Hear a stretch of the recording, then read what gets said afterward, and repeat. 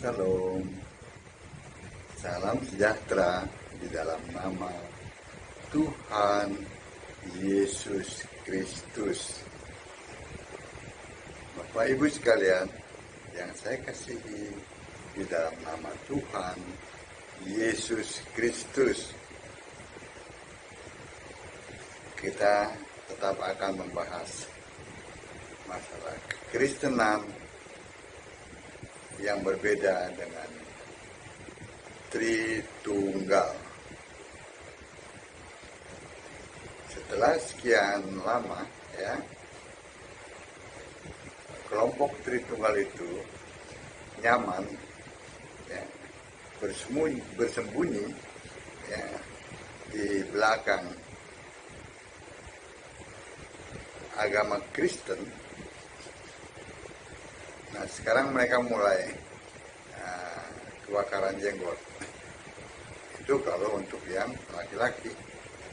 Kalau yang perempuan ya terserah kebakaran apa begitu ya. Kenapa selama ini saya terus mengkoreksi bahwa memang berbeda antara Kristen dengan Allah Tritunggal, penyembah Tritunggal, itu beda. Secara undang-undang, pemerintah mengelompokkan penyembah Tritunggal itu yang Katolik dan Protestan itu masuk ke dalam kelompok agama Kristen, ya tidak apa-apa. Itu kan untuk tertib administrasi ya itu sih saya sangat mendukung. Bukankah tidak ada satupun pemerintahan yang tidak berasal dari Allah? Segala peraturannya saya dukung. Namun demikian, untuk keselamatan itu kan bicara antara individu dengan siapa yang disembah. Nah, saya meluruskan apa yang sudah dibengkokkan oleh Tritunggal ini dengan ayat-ayat Alkitab. Tujuannya agar tidak tersesat. Tidak tersesat itu bukan menurut versi saya, tetapi menurut Alkitab.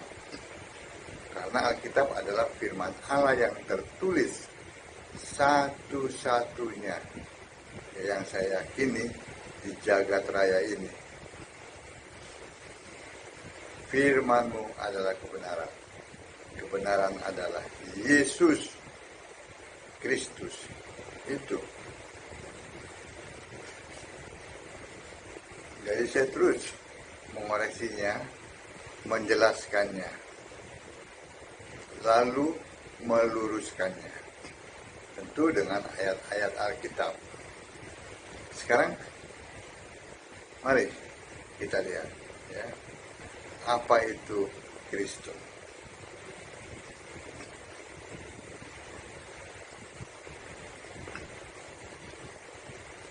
Kristen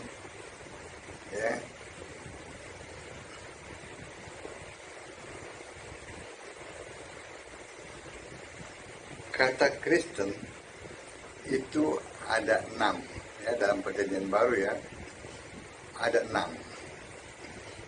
Maksudnya 6 ayat antara lain dalam Kisah Para Rasul 11 ayat 26, Kisah Para Rasul 26 ayat 28, Roma 16 ayat 7, 1 Korintus 9 ayat 5, 2 Korintus 12 ayat 2, serta 1 Petrus 4 ayat 16. Nah, Kristen ini ditulis oleh tabib Lukas, orang dekatnya Paulus, yang selalu berada paling tidak di samping Paulus. Dia menulis 2 ayat ya. Seperti tadi dalam Kisah Para Rasul itu ya. Nah, lalu di samping Lukas, Paulus pun menulis dalam Roma ya, surat ini ya, 16 ayat 7, 1 Korintus 9 ayat 5, 3 Korintus 12 ayat 2. Jadi Paulus menulis ada 3, dia menyinggung tentang Kristen. 2 oleh Lukas, 3 oleh Paulus, dan 1 oleh Petrus ya, dalam 1 Petrus 4 ayat 16. Nah, ini ditulis ya oleh ketiga orang ini ya, oleh ketiga rasul ini ya. Ini ditulis ya, sekitar tahun 55 sampai ya katakanlah tahun 66 ya, atau 65 lah ya. Kurang lebih sekitar tahun itu. Apa yang mereka katakan? Ya. Paulus menjelaskan bahwa semua rasul itu adalah orang Kristen. Dalam Roma 16 ayat 7. Salam kepada Andronikus dan Yunias, saudara-saudaraku, sebangsa yang pernah dipenjarakan bersama-sama dengan aku, yaitu orang-orang yang terpandang di antara para rasul dan telah menjadi Kristen sebelum aku. Jadi tidak ada satupun rasul yang tidak Kristen. Yang terakhir adalah Paulus. Ya, itu Paulus menjelaskan. Dan dia juga menjelaskan ya 14 tahun yang lalu ya, bahwa dia ya,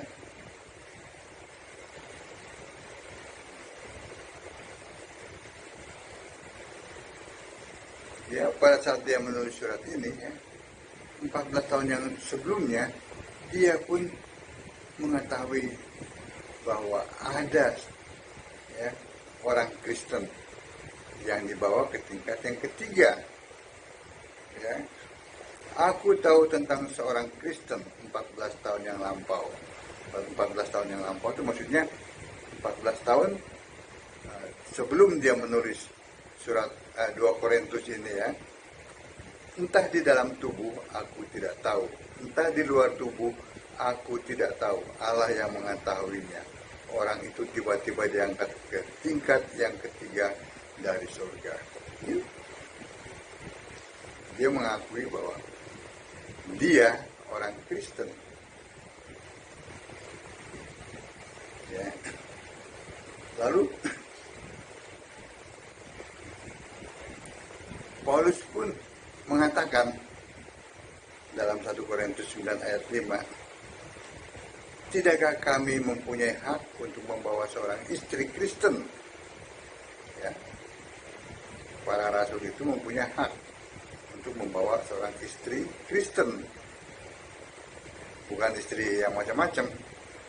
Dalam perjalanan penginjilan itu, ya, dalam perjalanan kami, seperti yang dilakukan rasul lain dan saudara-saudara Tuhan, ya, dan Kefas. Kefas itu Petrus. Petrus itu punya istri. Istrinya itu pun pernah, mertuanya itu pernah disembuhkan oleh Yesus pada saat sakit demam. Jadi yang dinyatakan oleh Paulus bahwa dia orang Kristen, semua rasul Kristen, bahwa Petrus mempunyai istri. Nah, ini yang dinyatakan oleh Paulus. Lalu yang dinyatakan oleh Lukas, ya, Lukas menyatakan bahwa di Antiokhia lah murid-murid itu untuk pertama kalinya disebut Kristen. Ya, itu harus dipahami lebih dulu. Dan Agripa saja hampir-hampir menjadi orang Kristen. Ya, karena pernyataan Paulus.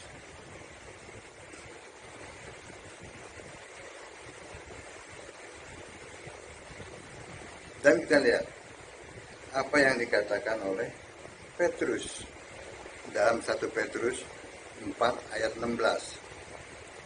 Tetapi jika ia menderita sebagai orang Kristen, ya, maka janganlah ia malu, melainkan hendaklah ia memuliakan Allah dalam nama Kristus itu. Itu yang dikatakan oleh Petrus.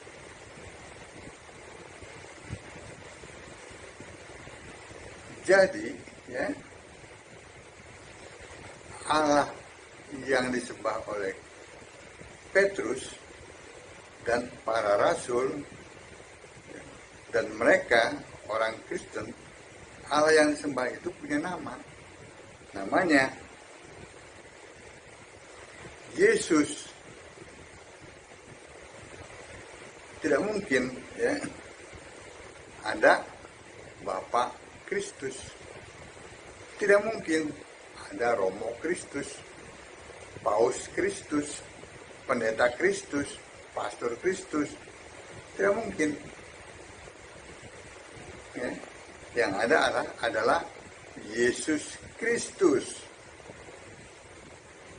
Tidak ada Tritunggal Kristus, Onenes Kristus, apapun juga, itu tidak ada.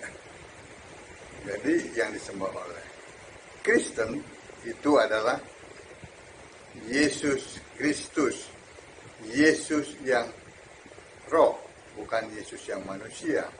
Yesus yang sudah bangkit, kan awalnya firman yang adalah Allah jadi manusia, mati di kayu salib dan sudah bangkit, kembali ke sorga. Nah, itulah yang disembah oleh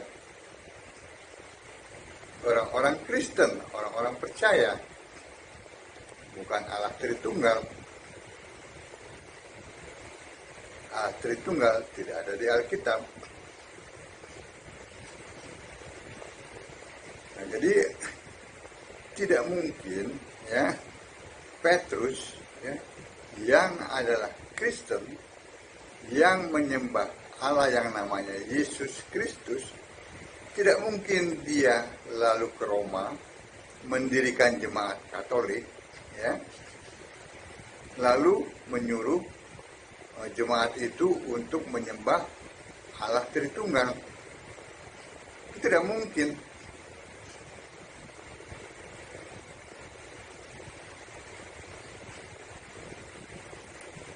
Katolik itu resminya, ya, itu kan didirikan tahun berapa itu? 1095.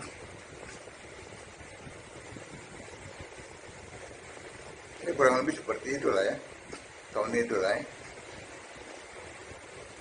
Sementara Petrus sudah mati.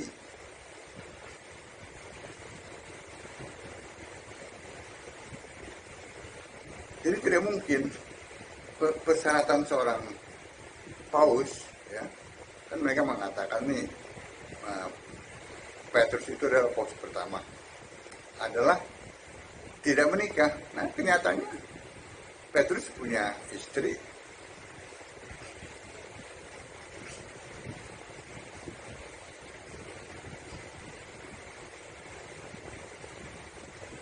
Jadi jelas di sini, ya.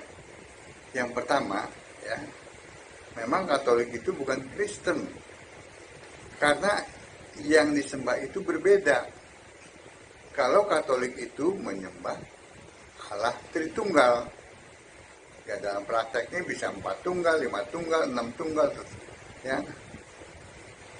Itu yang pertama. Sedangkan Kristen itu menyembah Yesus Roh, Allah yang bernama Yesus Kristus. Itu yang pertama perbedaannya. Yang kedua, ya, bahwa Petrus itu Kristen. Ya. Hidup di abad pertama. Nah, Katolik munculnya tahun berapa? Katanya menurut buku-buku sejarah. Hoak itu semuanya. Sebab itu, ya, lihatlah, bacalah, pahamilah Alkitab.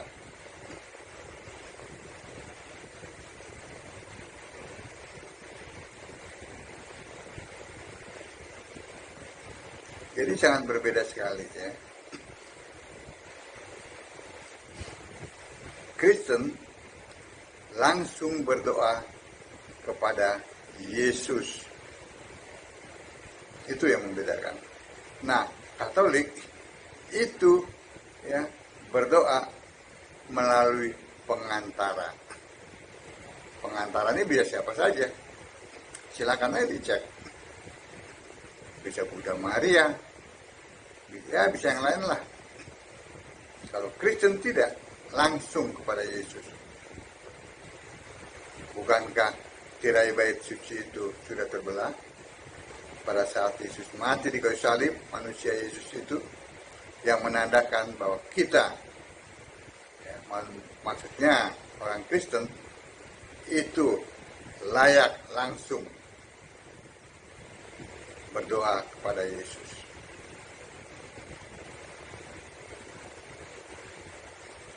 Juga dalam Yohanes 16 ayat 26, Yesus sendiri yang mengatakan, pada hari itu kamu.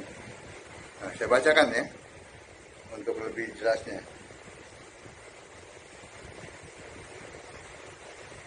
Yohanes 16 ayat 26. Pada hari itu kamu akan berdoa dalam namaku. Dan tidak aku katakan kepadamu bahwa aku meminta bagimu kepada Bapa. Itu ayatnya.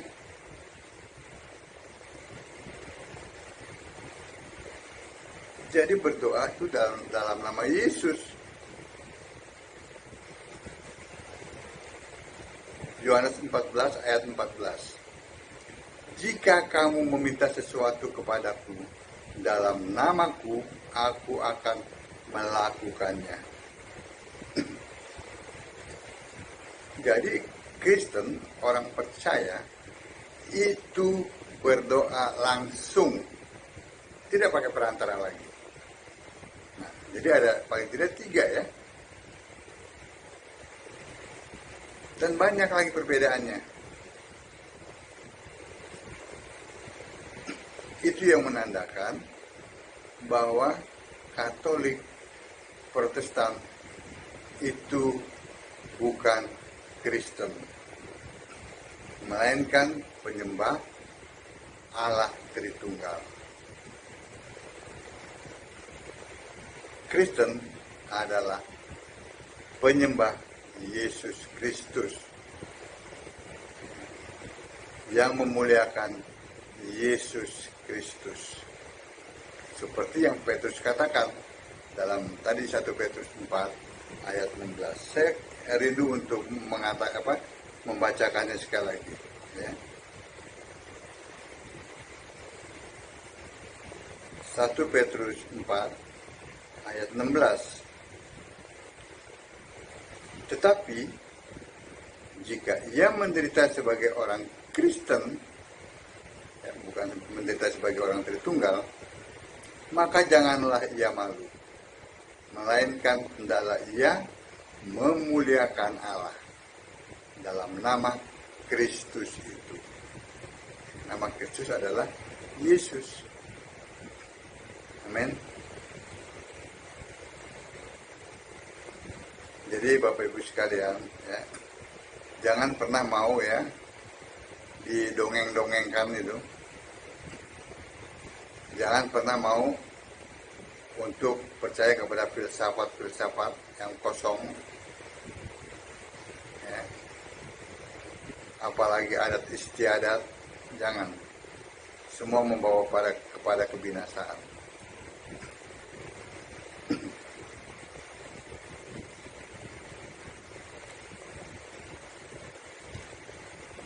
Ini sudah diwanti-wanti ya oleh Yesus sendiri ya.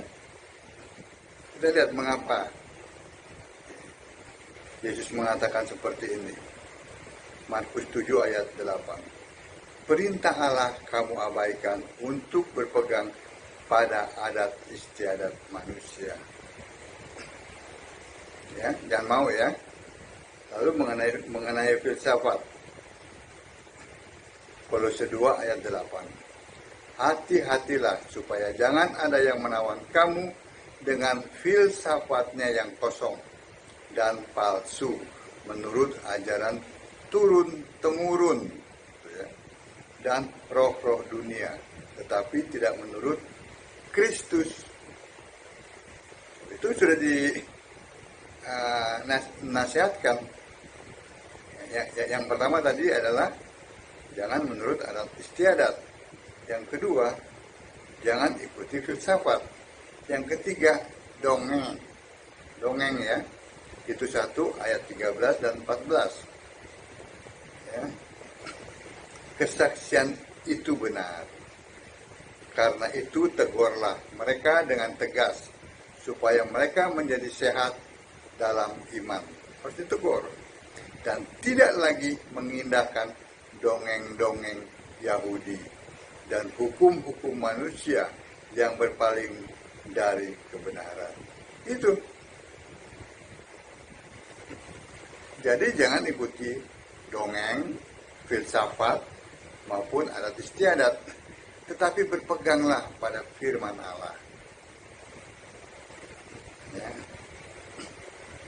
Jelas bukan? Jadi kalau saya luruskan, ya harus dikoreksi dong. Ya. Katolik dan Protestan koreksi, siapa yang disembah? Kan begitu sesuai dengan Alkitab. Jangan bisanya lalu marah-marah, menuduh saya sesat. Loh, saya sesuai Alkitab saya bicara. Walaupun kuping merah, ya paling tidak cobalah berpikir. Kan begitu. Bukan berdasarkan dongeng, cerita-cerita dongeng. Seperti tadi itu. Tapi berdasarkan Alkitab. Berdasarkan firman Allah yang tertulis. Itu bukan berdasarkan buku-buku sejarah. Bukan berdasarkan karena kan banyak yang menuduh saya. Ya, pendeta ini katanya kurang tahu sejarah. Nggak perlu saya tahu sejarah. Untuk selamat tidak perlu tahu sejarah. Untuk selamat harus memahami firman Allah yang tertulis, yaitu Alkitab, yang menjelaskan bahwa Yesus Kristus itu adalah satu-satunya Allah yang benar. Ya. 1 Yohanes 5 ayat 20. Allah penuh hikmat. Allah segala masa. Sebelum segala abad. Sekarang dan sampai selama-lamanya. Yuda 1 ayat 25. Amin. Kiranya apa yang saya sampaikan ini menjadi sebuah inspirasi lah ya. Paling tidak inspirasi lah buat mereka itu ya, untuk mengoreksi. Sekali lagi, jika mereka dikelompokkan oleh pemerintah ya, Katolik dan Protestan ini ya, dalam kelompok Kristen, ya tidak apa-apa. Secara administrasi, saya juga nggak keganggu. Tetapi ya, untuk iman, untuk selamat, tidak bisa begitu. Kan kita dengan Allah, ya, manusia dengan Allah. Nah, itu yang harus dikoreksi terus. terus-menerus. Amin. Shalom.